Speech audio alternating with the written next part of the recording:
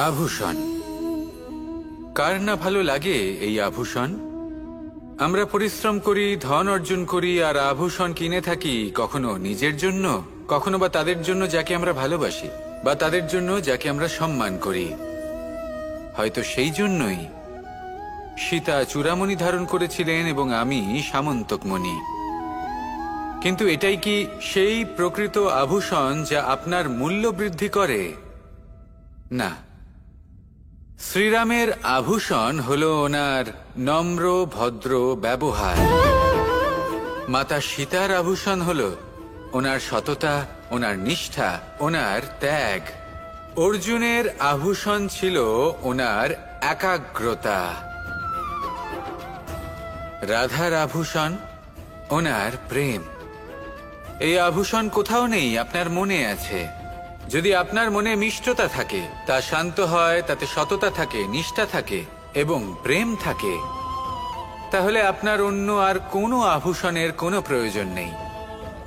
আপনি যতই ভিড়ের মাঝে থাকুন, আপনার ঔজ্জ্বল্য চোখে পড়বে।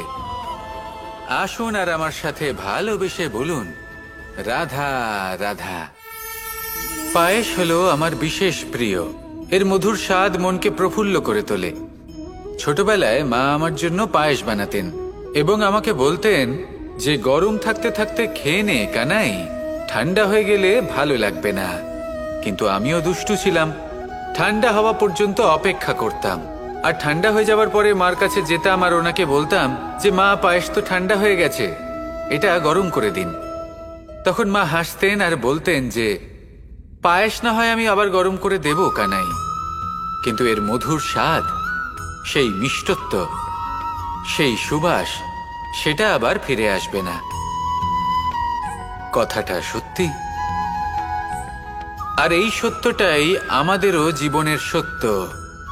আমাদের জীবনের মধুর সম্পর্কগুলি, এতে যখন কটুভাব প্রবেশ করে, তখন সেই মিষ্টত্ব ফিরিয়ে আনা প্রায় অসম্ভব ব্যাপার হয়ে যায়। আপনি চেষ্টা করে সেই সম্পর্ক ঠিক করতেই পারবেন, তার জন্য অগাধ পরিশ্রম করতে হবে, কিন্তু আবার সেই মিষ্টত্ব কখনো ফিরে আসবে না। সেই জন্য আপনার জীবনের যে মধুর সম্পর্ক আছে, যতটা সম্ভব চেষ্টা করুন তাতে মিষ্টত্ব বজায় রাখতে। কটুভাব আসতে দেবেন না। আসুন আর আমার সাথে মধুর স্বরে বলুন, রাধা রাধা। শব্দ, শব্দ আসলে কি? শুধুই কয়েকটি অক্ষরের সমষ্টি, নাকি আমাদের বাণী? এই শব্দ এমন এক শক্তি যা কাউকেই নিজের বশবর্তী করে ফেলতে পারে। শব্দ এমন এক অস্ত্র যা কাউকে ক্ষত বিক্ষত করে দিতে পারে। এই শব্দ হলো একটি নাদ স্বরূপ, যা কোনো ঘুমন্ত ব্যক্তিকেও জাগিয়ে তুলতে পারে এবং নিজের লক্ষ্যের দিকে অগ্রসর করতে পারে। শব্দে এত শক্তি আছে যে কারোর মনে এতটা আঘাত দিতে পারে যে সে হয়তো জীবনে আর কখনো এগোতেই পারল না। তাহলে এই শব্দের প্রয়োগ খুব ভেবে চিন্তে করবেন। এবং এই শব্দের মতোই হলো নীরবতা। অনেক সময় এই নীরবতা আমাদের সহায়ক হয়ে ওঠে।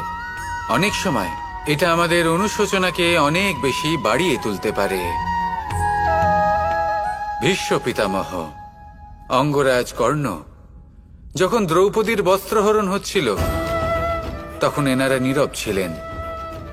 দুর্যোধনের বিরোধিতা করেননি, ওকে বাধা দেননি। আর তারপর কি হলো সেটা আপনারা সকলে জানেন।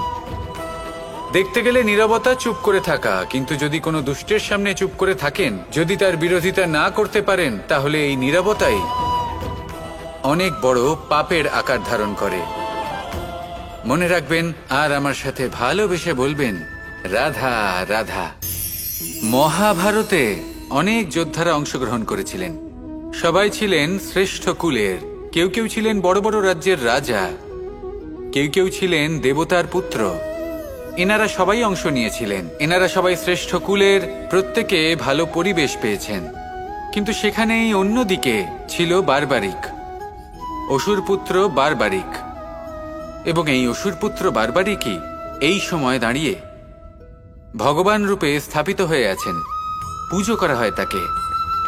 কারণটা কি? নির্বাচন। বারবারিক একটি দ্বন্দ্বের মধ্যে ছিলেন। ঠিক যেমন প্রত্যেক যোদ্ধার জীবনে দ্বন্দ্ব এসে থাকে, তখন সে কি নির্বাচন করবে সেটা হলো অত্যন্ত গুরুত্বপূর্ণ। বারবারিকের কাছে এত শক্তি ছিল যে একটি মাত্র বাণ প্রয়োগ করে সবাইকে নাশ করতে পারত। দ্বন্দ্ব ছিল একটাই, যে ও নির্বাচন করতেই পারছিল না কোন পক্ষ হয়ে যুদ্ধ করবে। ওর নির্বাচন ছিল এটাই যে ও কোনো পক্ষের হয়েই যুদ্ধ করবে না, বরং নিজের মস্তক সে দান করবে। আর এই কর্মের কারণে, এই নির্বাচনের কারণে আজকের সময়ে দাঁড়িয়ে ওকে ঘাটুশ্যাম রূপে পুজো করা হয়। মনে রাখবেন, শুধু আপনার ব্যক্তিত্ব গুরুত্বপূর্ণ নয়, আপনি কোথা থেকে আসছেন, কোন কুলে আপনার জন্ম, শুধুমাত্র সেটা গুরুত্বপূর্ণ নয়। সব থেকে বেশি গুরুত্বপূর্ণ হলো আপনার কর্ম, আপনার নির্বাচন। আসুন আমার সাথে ভালোবেসে বলুন, রাধা রাধা। কখনো কোনো প্রজাপতিকে উড়তে দেখেছেন? কি সুন্দর উড়ে বেড়ায় সে, এক ফুল থেকে অন্য ফুলে, এক পাতা থেকে অন্য পাতার ওপর। কিন্তু সে কিভাবে উড়তে শেখে কখনো ভেবেছেন? জন্ম থেকেই কিন্তু প্রজাপতির ডানা থাকে না, ও কিন্তু ছোট্ট একটা ডিমের আকারে জন্ম লাভ করে। তারপর সেই ডিমটি ভেঙে একটি কীট বাইরে আসে। আস্তে আস্তে সে বড় হয়, ওর শক্তি বৃদ্ধি পায়। তারপর সে সেই কীট দশা ত্যাগ করে নিজের ডানাগুলি মেলে। এই প্রক্রিয়া তার কাছে সরল নয়, অত্যন্ত যন্ত্রণাদায়ক প্রক্রিয়া, কিন্তু সে সেই যন্ত্রণা মেনে নেয়। আর তারপর আস্তে আস্তে সে উড়তে শেখে। শুধুমাত্র আকাশে উড়ে বেড়ায় তা নয়, আমাদের মনের মাঝে উড়ে বেড়ায়। এবার এই ডিম থেকে প্রজাপতি হয়ে ওঠার যে যাত্রা, এটা যতটা কঠিন, ততটাই কঠিন হয় এই সংসারে শ্রেষ্ঠ কর্ম করা, ততটাই কঠিন হয় এই সংসারে মহান হয়ে ওঠা। সেই জন্য প্রয়োজনীয় প্রচেষ্টা এবং সময়। নিরন্তর প্রচেষ্টা করতে থাকুন, পর্যাপ্ত সময় নিন, এবং আপনি নিজেকে এই আকাশে উড়ন্ত অবস্থায় পাবেন। আসুন আমার সাথে ভালোবেসে বলুন, রাধা রাধা। ঈশ্বর আসলে কে? সংসারের বেশিরভাগ মানুষের কাছে ঈশ্বর হলেন এই সংসারের রচয়িতা, পালনকর্তা। কারোর কাছে উনি জ্ঞাতা, কারোর কাছে উনি হলেন আস্থার প্রতীক, আবার কারোর জন্য শুধুমাত্র অন্ধ বিশ্বাস। কিন্তু এই ঈশ্বর কি কোনো শরীর, নাকি একটা বোধ, নাকি শুধুই শ্রদ্ধা? ঈশ্বর হলেন তিনি যিনি হলেন আপনার ইষ্ট। সেই জন্যই তো গুরু, মাতা, পিতা এনাদেরও ঈশ্বরই বলা হয়েছে। যাদেরকে আমরা ঈশ্বর বলে মনে করি, যারা আমাদের ইষ্ট, তাঁরা আমাদের একটি পথ দেখান, একটি দিকে চালিত করেন। সেই পথে চলে আপনি শুভ কর্ম করতে পারেন। আর যখন কোনো ব্যক্তি তার ঈশ্বরের আদেশ পালন করেন, তখন সে নিজে থেকেই শুভ পথে অগ্রসর হয়ে যান। বেশ কয়েকজন মানুষ ঈশ্বরের ওপর আস্থা রাখেন এবং ভাবেন যে অনুচিত কোনো কাজ করা উচিত নয়, ঈশ্বর দেখছেন। ওনারা ভয় পান যে কোনো অনুচিত কর্ম করলে কে জানে তার পরিণাম কি হবে। এমন অনেক ব্যক্তি রয়েছেন যারা ঈশ্বরকে বিশ্বাস করেন এবং জানেন যে ঈশ্বর তাদেরকে দেখছেন, তাই যে যে শুভ কর্ম ওনারা করেছেন তার ফল তারা অবশ্যই পাবেন। এবার আপনি ভয় পেয়ে ঈশ্বরকে বিশ্বাস করবেন, নাকি বিশ্বাসের দ্বারা ঈশ্বরকে বিশ্বাস করবেন, সেই সিদ্ধান্ত আপনারই। কিন্তু হ্যাঁ, যদি আপনার মনে ঈশ্বরের জন্য কোনো স্থান থাকে, যদি আপনার কোনো ইষ্ট থাকেন, যদি আপনি কাউকে ঈশ্বর মনে করেন, যার প্রত্যেক আদেশ আপনি পালন করে থাকেন, তাহলে বলি, ঈশ্বর কখনো আপনাকে অনুচিত পথে চালিত করবেন না। আসুন আমার সাথে ভালোবেসে বলুন, রাধা রাধা। এই সংসারে ভিন্ন ভিন্ন ধরনের গাছ আছে, অসংখ্য ধরনের প্রজাতি আছে। কিছু গাছ পাতা দিয়ে থাকে, কিছু ফুল, কিছু ফল। কেউ ছায়া প্রদান করে, কেউ শীতলতা প্রদান করে, কেউ নিজেকে খুব কষ্ট দিয়ে এই সংসারের বিকাশে সহায়ক হয়ে ওঠে। কিন্তু এই সবার মধ্যে একটা বিষয় কিন্তু সমান, এরা প্রত্যেকেই পাতা ছাড়া, ফুল ছাড়া, ফল ছাড়া জীবিত থাকতেই পারে, কিন্তু কোনো বৃক্ষই শিকড় ছাড়া বেঁচে থাকতেই পারে না। এটাই হলো রাধার। ঠিক সেইভাবেই আমাদের জীবনে শক্তি হোক, ধন হোক বা সাফল্য হোক, আমাদের বা আমাদের পরিবারের প্রসন্নতাই হোক, এই সব কিছুর আধার হলো, সবকিছুর মূল হলো পরিশ্রম। তাই জীবনে চিরকাল পরিশ্রম করতে থাকুন। যদি আপনি জীবনে মহান হবার পথে অগ্রসর হতে চান, তাহলে পরিশ্রম করুন। এই পরিশ্রম দ্বারাই নিজের পরিবারকে প্রসন্ন করুন, নিজের বন্ধুদের প্রসন্ন করুন, এই সমাজকে গর্বিত করুন। আসুন আমার সাথে ভালোবেসে বলুন, রাধা রাধা। একে বালি বলুন, মাটি বলুন বা ধুলো বলুন, এ দিয়ে কত কিছু করা সম্ভব। এ দিয়ে আপনি নিজের বাসস্থান নির্মাণ করতে পারেন, প্রাচীর গড়ে তুলতে পারেন, অট্টালিকা নির্মাণ করতে পারেন। কিন্তু যদি এই বালিকে আপনি মুষ্টিবদ্ধ করে রাখতে চান, তাহলে তা হাত থেকে ফসকে যাবে। আপনি কখনোই একে মুষ্টিবদ্ধ করতে পারবেন না। এরকমই হয় আমাদের জীবন, আর এরকমই হয় সময়। এই মুষ্টিবদ্ধ করা বালির মতো। সময়কে আমরা বাধা দিতে পারবো না, আটকেও রাখতে পারবো না। এ হলো প্রবাহমান। জন্ম থেকে মৃত্যু পর্যন্ত এই যে সময়, তা খুবই সীমিত। আর এই সময় আমরা যেটাই করি তার দ্বারাই আমাদের মূল্য নির্ধারিত হয়। আর এই সংসার থেকে চলে যাওয়ার পরেও এই সংসার এই সব কর্মের জন্যই আমাদের মনে রাখে। তাই যদি আপনি এটা ভাবেন যে আজ যে কর্ম করার ছিল আমি না হয় কাল করে নেব, কাল আমার লক্ষ্যে পৌঁছানোর কথা ছিল আমি পরশু পৌঁছবো, না, এই সময় খুব মূল্যবান, একে নষ্ট করবেন না। এই সময়কে সদ্ব্যবহার করুন, মহান হবার পথে অগ্রসর হন। একে যদি মুষ্টিবদ্ধ করে রাখার চেষ্টা করেন, এই সময় থেমে থাকবে না। আসুন আমার সাথে ভালোবেসে বলুন, রাধা রাধা। এই সাগর কত বিশাল আকার, কখনো শান্ত কখনো উত্তাল, কিন্তু এই সাগরকে এত মহান কে করে তুলল? জল। এবার এই জলের যাত্রা দেখুন, সেটা কতটা কঠিন। এই জল সাগরে থাকে, সূর্য ওকে এতটা উত্তপ্ত করে তোলে যে এই জল নিজের অস্তিত্ব হারিয়ে ফেলে এবং বাষ্পে পরিণত হয়ে হাওয়ায় মিলিয়ে যায়। তারপরে আকাশে যায় আর নিজের অস্তিত্ব আবার হারিয়ে ফেলে, মেঘে পরিণত হয়। তারপর এই মেঘ কোথাও গিয়ে কোনো পর্বতে ধাক্কা খায়, তারপর আবার এই জল নিজের অস্তিত্ব হারায়। তারপরে বর্ষার রূপ ধারণ করে তা বর্ষিত হয়, বা কোনো পর্বতের চূড়ায় তার শিখরে বরফের রূপ ধারণ করে। তারপরে এই বর্ষা মাটির দিকে নিজের যাত্রা শুরু করে। এবার মাটিতে ঝরে পড়া এই বর্ষা স্রোতের আকার ধারণ করে এবং আস্তে আস্তে বইতে থাকে। এই নদীর আকার ধারণ করে এবং নদী রূপে বইতে বইতে পাথরে ধাক্কা খায় বা কোনো পর্বতে ধাক্কা খায়, আর তারপর এই নদী এসে সাগরে সমাহিত হয়ে যায়। নদীর এই জল আবারও নিজের অস্তিত্ব হারিয়ে ফেলে, কিন্তু এইবার সেই জল নিজেই সাগরে পরিণত হয়। এটা আমাদের সকলের জন্য একটা শিক্ষা যে এই সংসারে জীবন এবং সময়ের এ হলো এক অনন্ত যাত্রা। এই সংসারে যা কিছু আছে তার সূত্রপাত কোথাও একটা হবেই। সেই জন্য মৃত্যু এবং সমাপ্তির চিন্তা ত্যাগ করে দিন, আর যে সূত্রপাত আপনি লাভ করছেন তার আনন্দ উপভোগ করুন। ভেবে দেখুন আপনি কিভাবে শ্রেষ্ঠ কর্ম করতে পারেন যাতে এই সংসার এবং এই সমাজ, এই দুইয়ের মঙ্গল সম্ভব। আসুন আমার সাথে ভালোবেসে বলুন, রাধা রাধা। খুব সুন্দর একটা কাহিনী আছে। একবার এক ব্যক্তি নিজের অসফলতার জন্য ত্রস্ত হয়ে সময় দেবতার তপস্যা করতে বসলেন। উনি তপস্যা করলেন এবং সময় দেবতা প্রসন্ন হলেন, মানুষের রূপ ধারণ করে ওনার সামনে প্রকট হলেন। এবার সেই ব্যক্তি ওনাকে জিজ্ঞেস করলেন যে কি এমন আছে যার জন্য আপনি বারবার জয়ী হন আর আমি চিরকাল পরাজিত হয়ে থাকি? কেন এত পরিশ্রম করা সত্ত্বেও আমি সাফল্য লাভ করতে পারি না?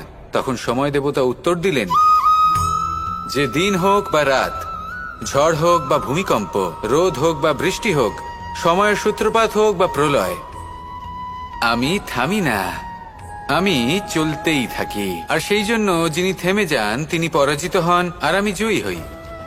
এটাই আমাদের শিখতে হবে। জীবনে সবসময় চলতে থাকুন, কখনো থামবেন না। হ্যাঁ, কিছুক্ষণের জন্য বিরতি নিতে পারেন, বিশ্রাম করার জন্য, নিজেকে আরো সশক্ত করে তোলার জন্য, কিন্তু থেমে যাবেন না। নিরন্তর কর্ম করতে থাকুন, পরিশ্রম করতে থাকুন, তবেই এই সংসার আপনাকে মনে রাখবে। আসুন আমার সাথে ভালোবেসে বলুন, রাধা রাধা। আমাদের সকলের জীবনে একটা লক্ষ্য থাকে যেটা আমরা লাভ করতে চাই। ঠিক যেন একটা প্রতিস্পর্ধা বিদ্যমান যে কে সব থেকে আগে নিজের লক্ষ্যে পৌঁছতে পারবে। আর সেই জন্য আমরা সকলেই খুব তাড়াতাড়ি এগোতে চেষ্টা করি, বড় এবং দীর্ঘ পদক্ষেপ ফেলি, যাতে তাড়াতাড়ি নিজের লক্ষ্যে পৌঁছতে পারি।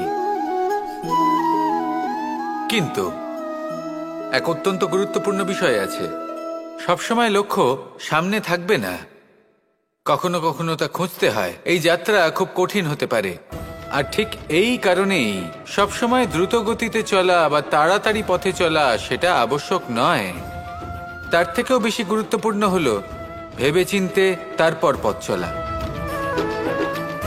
যদি ভেবেচিন্তে পদক্ষেপ ফেলেন, চলতে পারেন, তাহলে সেটাই সর্বশ্রেষ্ঠ পদক্ষেপ। কখন কোন দিকে যেতে হবে, কখন কোথায় দিক পাল্টানো যাবে না, কখন গতি বেশি রাখতে হবে, কখন কম, কখন থামবো, কখন চলবো, এই সব কিছুর বিষয়ে জ্ঞান অত্যন্ত গুরুত্বপূর্ণ এবং ভেবে চিন্তে চলতেই হবে। সেই জন্য শুধু তীব্র গতিতে সামনে এগোলে চলবে না, ভাবনা চিন্তা করে এগোতে হবে। আসুন আমার সাথে ভালোবেসে বলুন, রাধা রাধা। এই সংসারের সব থেকে বড় সত্যি হলো জন্ম এবং মৃত্যু, কিন্তু আরো বড় একটা সত্য আছে, মিত্র এবং শত্রু, যা আমাদের সকলের জীবনে থাকে। মিত্র সে যে আমাদের সঙ্গ দেয় এবং সংসারের সব থেকে উঁচু শিখরে আমাদের নিয়ে যায়, এবং শত্রু সে যে যে কোনো মুহূর্তে যে কোনো শিখর থেকে আমাদের নিচে ফেলে দিতে পারে। এবার বিচিত্র ব্যাপার হলো এটাই যে আমরা নিজেরাই এদের সাথে নিয়ে চলি, নিজেরাই এদের পালন করি। তা কি করে? প্রথমে বুঝুন এই মিত্র এবং শত্রু কারা। আপনার নিজের মন, আর কেউ নয়। এই মনই হলো মিত্র। যখন তাতে ভারসাম্য বজায় থাকে, তা নিয়ন্ত্রিত থাকে, তা পবিত্র হয়। কিন্তু যদি এই মন অনিয়ন্ত্রিত হয়ে পড়ে, যদি আপনাকে সে নিয়ন্ত্রণ করতে শুরু করে, তখন সেই আপনার সব থেকে বড় শত্রু হয়। সেই জন্য এই মনের ওপর নিয়ন্ত্রণ রাখতে শিখুন, এতে ভারসাম্য বজায় রাখতে শিখুন। তাহলে আপনি এমন এক বন্ধুকে পাবেন যে আপনাকে এই সংসারের শিখরে পৌঁছে দেবে। আসুন আমার সাথে ভালোবেসে বলুন, রাধা রাধা। আমাদের জীবনে গুরুজনেরা, জ্ঞানী মানুষজন সবসময় একটা কথা বলেন, ধৈর্য ধরো। শুধুমাত্র দুটো শব্দ, কিন্তু কতটা বিশাল সেটা বোঝার চেষ্টা করুন। ছোট একটা অস্ত্র হাতে নিন এবং একটা বিশাল পর্বতে নিরন্তর প্রহার করতে থাকুন, ধৈর্য ধরে সেই কাজ করতে থাকুন। এমন একদিন আসবে এই বিশাল পর্বতে আপনি একটা পথ তৈরি করবেন।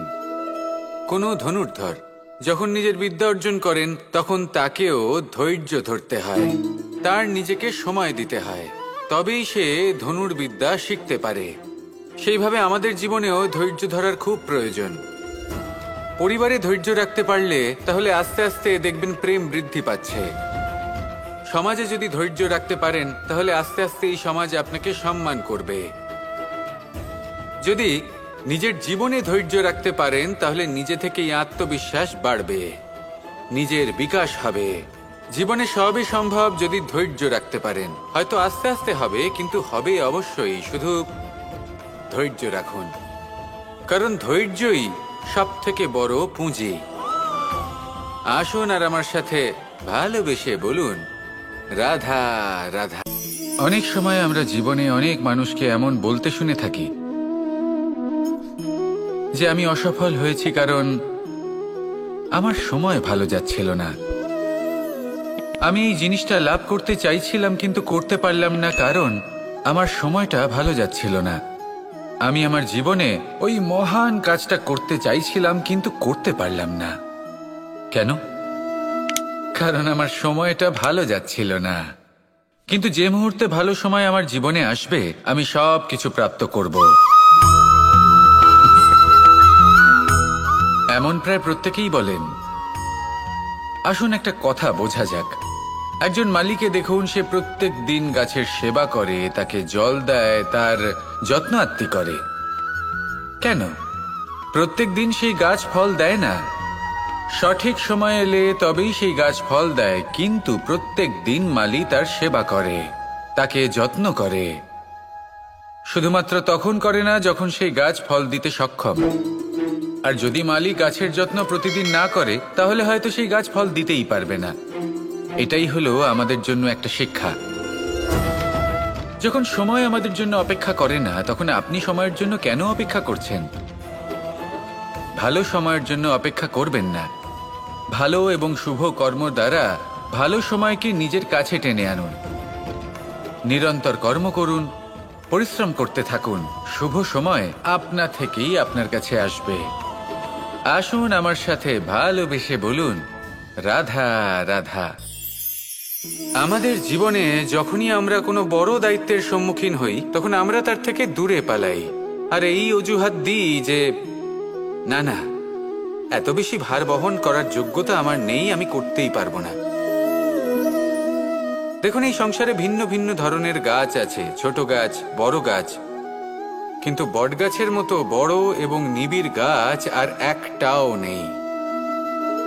সে নিঃস্বার্থভাবে এই সংসারকে সেবা করে যায়, ছায়া প্রদান করে, শীতলতা প্রদান করে। আর যখন এমন সময় আসে যখন তার ওপর বোঝা অত্যন্ত বেড়ে যায়, সে কিন্তু কোনোভাবেই ভেঙে পড়ে না। তখন সে নিজের নিঃস্বার্থ কর্মের ফল লাভ করে, সেই নিঃস্বার্থ কর্ম যা সে করেছে। তার দেহ থেকে ছোট ছোট ঝুড়ি বার হয় এবং তা কাণ্ডের আকার ধারণ করে। সেই কাণ্ড মাটির কাছে পৌঁছয় এবং তারপর তা বটগাছের সহায়ক হয়ে ওঠে। সে ভেঙে পড়ে যায় না। এইভাবে আপনিও জীবনে নিঃস্বার্থভাবে সবার সেবা করুন, ভালোবাসুন, সবাইকে সাহায্য করুন। যেদিন আপনার ওপর বোঝা অত্যন্ত বেড়ে যাবে, সেদিন এই সব মানুষ আপনাকে সাহায্য করার জন্য আসবেন, আপনার শক্তি হয়ে উঠবেন। আর আপনি বটগাছের মতোই মহান এবং বিশাল হয়ে উঠবেন। আসুন আর আমার সাথে ভালোবেসে বলুন, রাধা রাধা। এই সংসারের সব থেকে বড় রোগ কোনটা? কেউ বলবে মানসিক রোগ, কেউ বলবে সেই রোগ যা সর্পদংশনের ফলে হয়ে থাকে। এই সংসারে ভিন্ন ভিন্ন ধরনের রোগ আছে এবং তার সাথে ভিন্ন ভিন্ন ধরনের যন্ত্রণাও রয়েছে। এমন একটা রোগ আছে যা চোখে দেখা যায় না, যা আপনার শরীরে কোনো দাগ রেখে যায় না, কিন্তু আপনার আত্মাকে পর্যন্ত ক্ষত বিক্ষত করে, অসুস্থ করে তোলে, বিনাশ করে দেয় আপনাকে এবং তার সাথে আপনার আত্মাকেও। এই অসুখের নাম হলো লালসা। লালসা, যে কর্ম সাধন করেছেন তার থেকে বেশি ফল লাভ করার আশা। লালসা, যা আজ আছে তার থেকে অনেক বেশি লাভ করার ইচ্ছে। এই ইচ্ছে এই সংসারে সবার থেকে এগিয়ে থাকার আপনাকে প্রেরণা যোগাবে, কিন্তু তার জন্য আপনাকে অপরাধযোগ্য কাজ করতে উৎসাহিত করবে। আপনার বন্ধু, আপনার আত্মীয়, আপনার পরিবার, এই সবার থেকে আপনি কখন দূরে চলে যাবেন আপনি বুঝতেই পারবেন না। উচিত অনুচিত কোনটা, ধর্ম অধর্ম কোনটা, সব ভুলে যাবেন আপনি। সেই জন্য মনে রাখবেন, নিজের জীবনে যদি আপনি লালসার থেকে নিজেকে দূরে রাখতে পারেন, তাহলে এর অর্থ হলো যে আপনি এই সংসারের সব থেকে বড় অসুখের ওপর বিজয় লাভ করেছেন। আসুন আমার সাথে ভালোবেসে বলুন, রাধা রাধা। মানুষ তার জীবনে দুই ধরনের পরিস্থিতিকে খুব ভয় পায়। এক, কোনো কারণবশত কারোর সামনে নত হওয়া। দুই, কোনো কারণে নিজের চরিত্র থেকে, নিজের মূল্যবোধ থেকে বিচ্যুত হওয়া। এবার কেন হয় এরকম যে কথায় কথায় কারোর সামনে নত হতে হয়? কেন বারংবার নিজের চরিত্র থেকে চ্যুত হতে হয়? এরকম কেন হয়? এটা তখনই হয় যখন আমাদের শিক্ষা এবং মূল্যবোধের অভাব থাকে। যদি মানুষের মধ্যে প্রকৃত শিক্ষা থাকে তাহলে এই সংসারে কোনো সময় এবং কারোর সামনেই নত হওয়ার কোনো প্রয়োজন নেই। যদি মানুষের মধ্যে মূল্যবোধ থাকে তাহলে তাকে নিজের মূল্যবোধ বা চরিত্র থেকে বিচ্যুত হতে হয় না, তা সে যাই হয়ে যাক না কেন।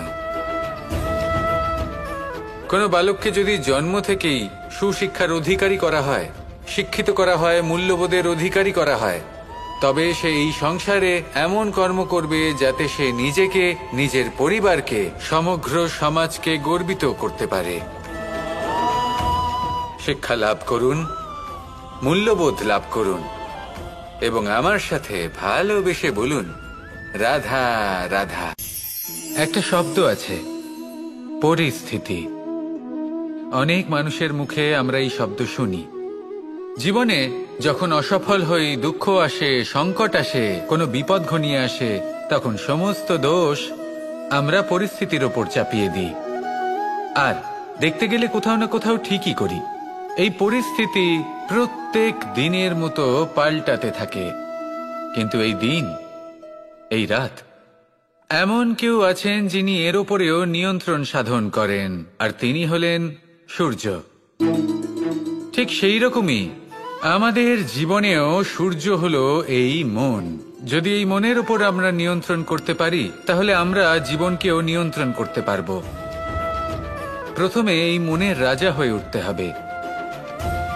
তাই মনে রাখবেন, যদি মন দুর্বল হয় তাহলে পরিস্থিতি আমাদের সমস্যা বলে মনে হবে। এই মন যদি স্থির হয়, পরিস্থিতি প্রতিস্পর্ধা বলে মনে হবে। আর এই মন যদি শক্তিশালী হয়ে ওঠে তাহলে যে কোনো পরিস্থিতি আপনার কাছে একটা সুযোগ মাত্র, এমন এক সুযোগ যাতে অগ্রসর হয়ে আপনি মহান হয়ে উঠতে পারেন। এই মনের শক্তির বৃদ্ধি ঘটান, মহান হয়ে উঠুন, আর আমার সাথে ভালোবেসে বলুন, রাধা রাধা। এই সংসারে অনেক অনেক এমন জ্ঞানী আছেন যারা নিজের সমস্ত জীবন জ্ঞান অর্জন করতে অতিবাহিত করেছেন।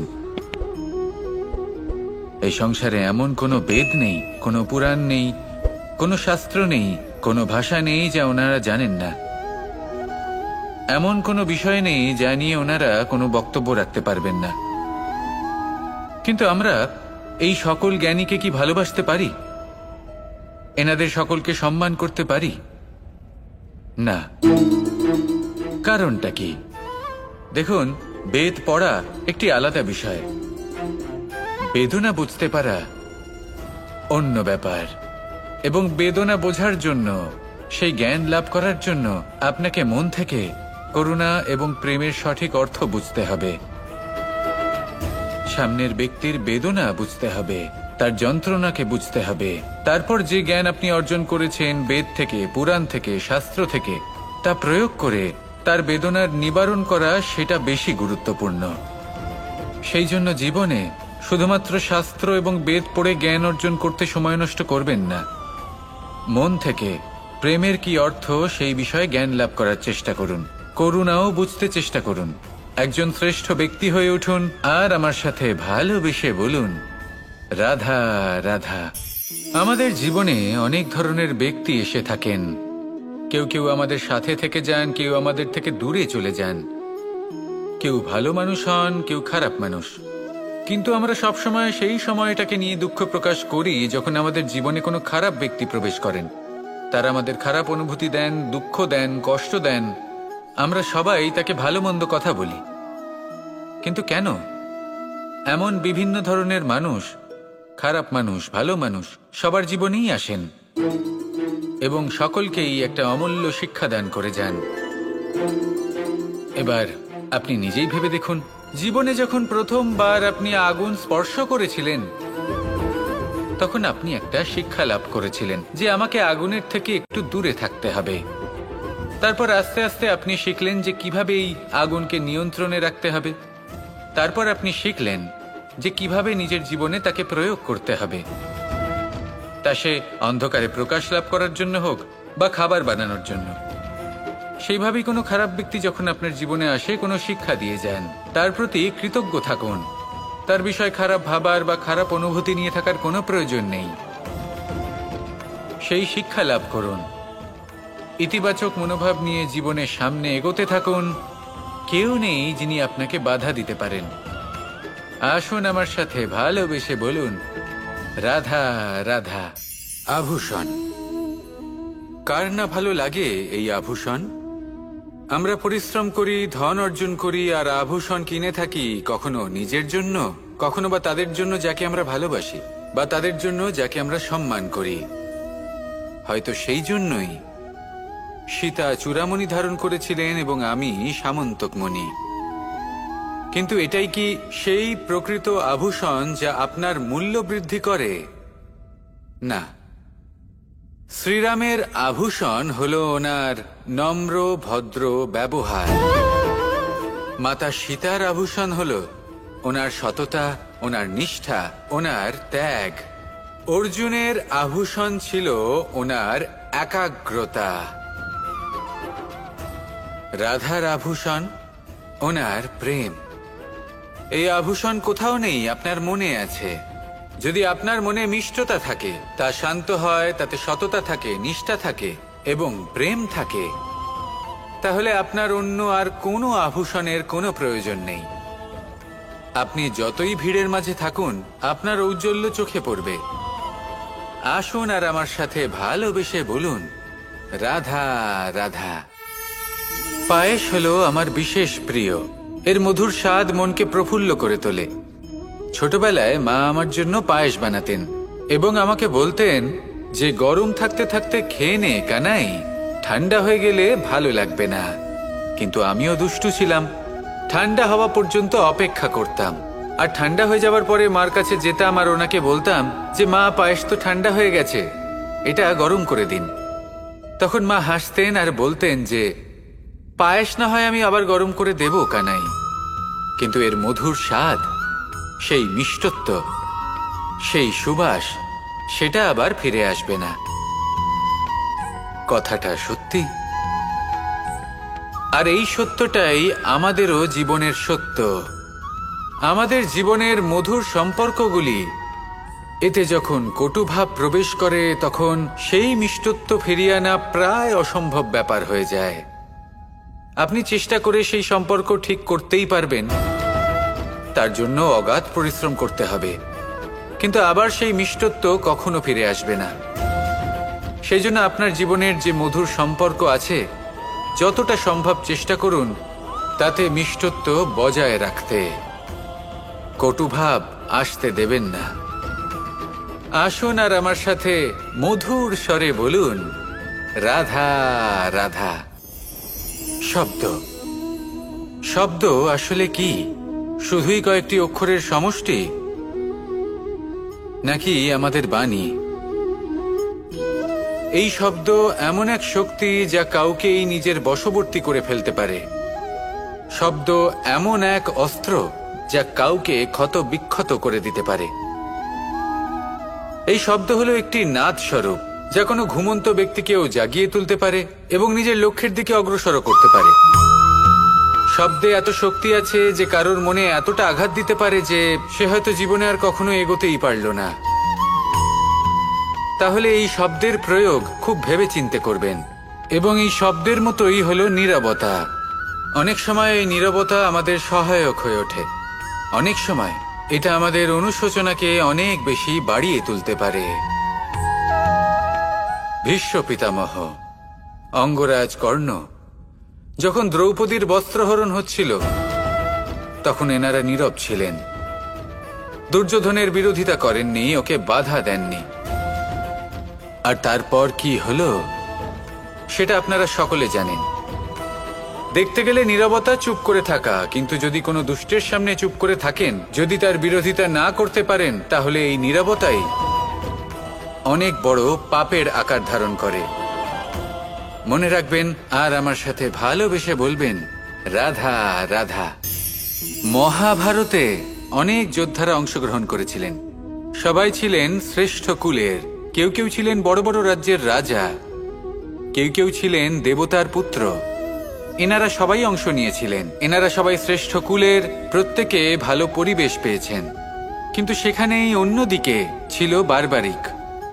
অসুরপুত্র বারবারিক, এবং এই অসুরপুত্র বারবারিকই এই সময় দাঁড়িয়ে ভগবান রূপে স্থাপিত হয়ে আছেন। পুজো করা হয় তাকে। কারণটা কি? নির্বাচন। বারবারিক একটি দ্বন্দ্বের মধ্যে ছিলেন। ঠিক যেমন প্রত্যেক যোদ্ধার জীবনে দ্বন্দ্ব এসে থাকে, তখন সে কি নির্বাচন করবে সেটা হলো অত্যন্ত গুরুত্বপূর্ণ। বারবারিকের কাছে এত শক্তি ছিল যে একটি মাত্র বাণ প্রয়োগ করে সবাইকে নাশ করতে পারত। দ্বন্দ্ব ছিল একটাই, যে ও নির্বাচন করতেই পারছিল না কোন পক্ষ হয়ে যুদ্ধ করবে। ওর নির্বাচন ছিল এটাই যে ও কোনো পক্ষের হয়েই যুদ্ধ করবে না, বরং নিজের মস্তক সে দান করবে। আর এই কর্মের কারণে, এই নির্বাচনের কারণে আজকের সময়ে দাঁড়িয়ে ওকে ঘাটুশ্যাম রূপে পুজো করা হয়। মনে রাখবেন, শুধু আপনার ব্যক্তিত্ব গুরুত্বপূর্ণ নয়, আপনি কোথা থেকে আসছেন, কোন কুলে আপনার জন্ম, শুধুমাত্র সেটা গুরুত্বপূর্ণ নয়। সব থেকে বেশি গুরুত্বপূর্ণ হলো আপনার কর্ম, আপনার নির্বাচন। আসুন আমার সাথে ভালোবেসে বলুন, রাধা রাধা। কখনো কোনো প্রজাপতিকে উড়তে দেখেছেন? কি সুন্দর উড়ে বেড়ায় সে, এক ফুল থেকে অন্য ফুলে, এক পাতা থেকে অন্য পাতার ওপর। কিন্তু সে কিভাবে উড়তে শেখে কখনো ভেবেছেন? জন্ম থেকেই কিন্তু প্রজাপতির ডানা থাকে না, ও কিন্তু ছোট্ট একটা ডিমের আকারে জন্ম লাভ করে। তারপর সেই ডিমটি ভেঙে একটি কীট বাইরে আসে। আস্তে আস্তে সে বড় হয়, ওর শক্তি বৃদ্ধি পায়। তারপর সে সেই কীট দশা ত্যাগ করে নিজের ডানাগুলি মেলে। এই প্রক্রিয়া তার কাছে সরল নয়, অত্যন্ত যন্ত্রণাদায়ক প্রক্রিয়া, কিন্তু সে সেই যন্ত্রণা মেনে নেয়। আর তারপর আস্তে আস্তে সে উড়তে শেখে। শুধুমাত্র আকাশে উড়ে বেড়ায় তা নয়, আমাদের মনের মাঝে উড়ে বেড়ায়। এবার এই ডিম থেকে প্রজাপতি হয়ে ওঠার যে যাত্রা, এটা যতটা কঠিন, ততটাই কঠিন হয় এই সংসারে শ্রেষ্ঠ কর্ম করা, ততটাই কঠিন হয় এই সংসারে মহান হয়ে ওঠা।